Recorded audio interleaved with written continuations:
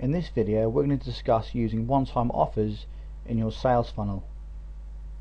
As you can see, the screen in front of you, we've included a one-time offer in this particular sales funnel, and it works the same as a standard sales funnel, except that you offer people a low price product after they've opted in. Now there are certain times when you should use one-time offers, and there will be other times when it's purely optional. I'm going to take you through a few tips to tell you the sort of times when you should always use one-time offers and other times when it will be purely your choice. Now the first tip is you must always use one-time offers when you use solo ads. Solo ads are one of my secret traffic resources that I've been using for a while, and they're very effective at building your list. But when you use solo ads, you want to try and recoup your investment, because obviously it is paid advertisement, but it is fairly cheap as long as you get some good ads. So with solo ads, you always want to be using one-time offers, because using one-time offers, you will be able to recoup your investment for the ad very quickly, as long as you've got a good one-time offer and you've got a good sales process set up. The next tip is on your blog. When you build your list from your blog, which I hope you do, because it's one of the things that I always recommend, is that on your personal blog you have an opt-in form either below your posts or in your sidebar. When you build your email list from your blog, to include a one-time offer when people opt in from there is purely optional. Okay, this is something that only you and you can decide. Everybody has different products, everybody provides different information, so this is something that you'll have to decide yourself based on your choices and your preferences. So if you'd rather not sell a low price product from your blog, because obviously as soon as somebody opts in, they're going to see a one-time offer, a low price product from maybe around $5 to $11.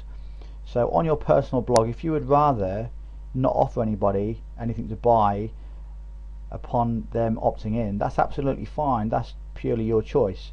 You can change, you can only you can go into your Aweber or go into your autoresponder account and change some settings and advertise your opt-in form and set it up so that it doesn't include a one-time offer. That's very easy to do, and that's absolutely fine.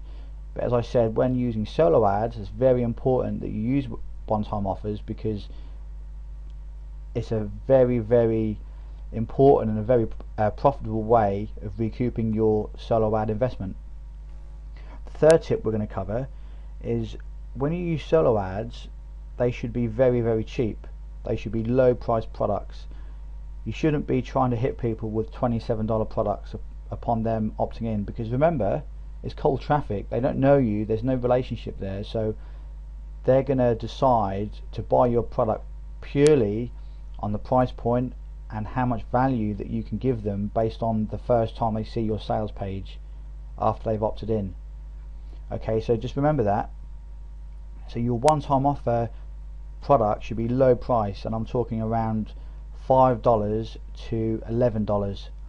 One of my one-time offers that I currently use converts really well, and I sell it for $5 and it converts really well, but I do give away plenty of value in that product. So I would highly recommend that you stick to around $5 to $11 and don't go above that, because if you do, then your conversions will get very low and you may not recoup your investment for your ad.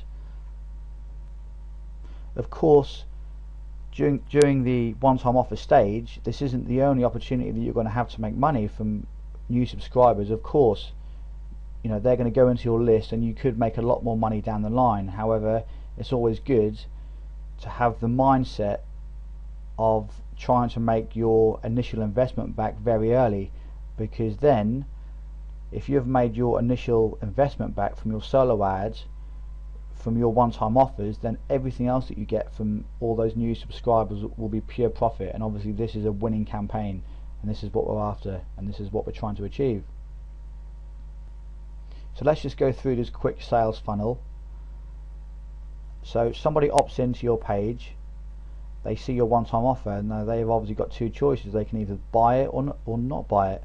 If they do, then they go through into your buyers list on the left here, and then you send them their product in the follow-up. They obviously go to the download page, thank you page. They go onto your buyers list, and then after they're on your list, you again, which I always say, is you continue to add value through your follow-up emails. So you've got your email set up here. If they don't decide to buy, that's absolutely fine. It's no problem, because you wouldn't have sold anything anyway, so you haven't lost anything. They come to your prospects list, and then when they join your list, you provide plenty of value, and then over the course of your follow-up email series, if they then decide to buy through one of your emails, then you of course segment your list, as we've mentioned earlier. You segment your list and you send that person to your buyers list using the automation feature, so everything gets done automatically. As I said, you want your sales funnel to work 99% on autopilot. So this is the sales funnel and sales process of using one-time offers in your business, and this can be a very profitable way of making some extra money when using solo ads. So this is something that I would highly recommend that you use when you use solo ads, but again, on your personal blog and in other areas it is purely optional based on your personal preferences and choices. That's it for this video. Hope you've enjoyed it, and I will see you in the next one.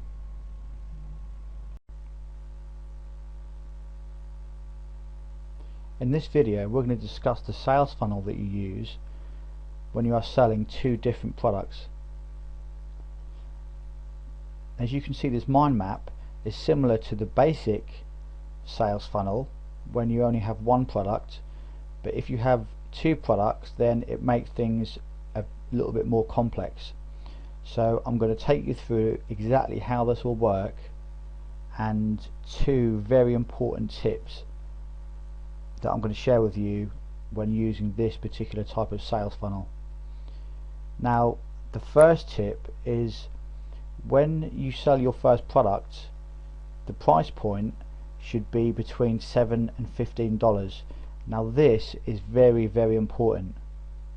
Very important. The reason why you should make your first product very cheap is because at this stage in the sales process and your sales funnel, all you're trying to do is find out if that prospect has the ability to pay. You're trying to find out if they have the ability to pay. This is very important. So that's why that your first product that you offer them should be very cheap.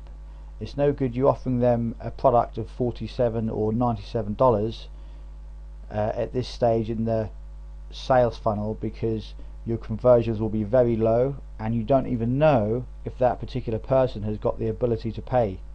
So it's very important. So once you sell your low price product to a prospect, he obviously then becomes a customer. So then he's transferred over to your buyers list number one, and then the same process then starts from the start of your buyers list.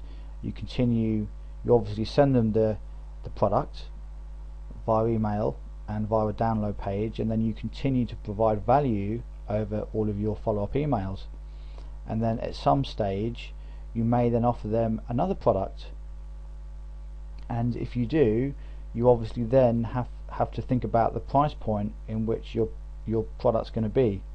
Now the first one, say for example the first product that you sold, a good start would be between $7 to $15.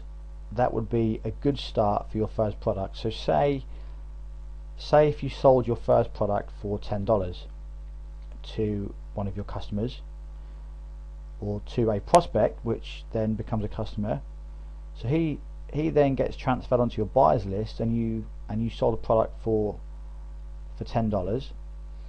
Your next product that you sell wants to be in the range of $17 to $27. It all basically depends on how much you charge for the first product. So if you only charge $7 for the first product, then I would recommend that for your second product you charge between $17 and $27. If you charge maybe between $10 and $15 for your first product, then your second product wants to be between, I would say, around $20, $25 or $22 to about $37. So again, this is something that only you can decide. It depends how much value that you provide in your courses, in your products. So it really depends on it's all up to you on basically how much that you set your prices at. So a good start though, I would recommend, is around $7 to $11 or $7 to $15, but a good price point which I often start at is $7, because at $7 you find out if your prospect has the ability to pay, which is very important. So after they've purchased your low price product, as I said earlier, they then get transferred to your buyers list, and then they go through your emails, and then if they buy your second product, which is maybe at $27, they then get transferred to buyers list number 2. So all of your buyers list, all of your customers in your buyers list number 2, you know, have purchased your first product and your second product. So your buyers list number 2 are going to be your most valuable customers. And this can of course continue. You can have a buyers list number 3, 4, 5 and 6, so you can continue to offer them different products in different price ranges. So of course you don't want to offer somebody a $300 course as soon as they enter your list. You want to obviously work up in different increment levels. So your buyers list number 3, you could offer them a $77 course, but obviously the more you charge for your courses, obviously the more value that you have to provide. Not that you have to provide, but you know, you should want to provide more value, obviously, if you charge more for your products. So that's the end of this video. This is the sales funnel that you should use when you have 2 products to sell. Just a quick recap, as we've said. First product, don't go over the $15 mark, and a good price point is around $7, but $7 to $15 is good. And then when they go onto your buyers list, number 1, you can then offer them another product, obviously going a little bit higher.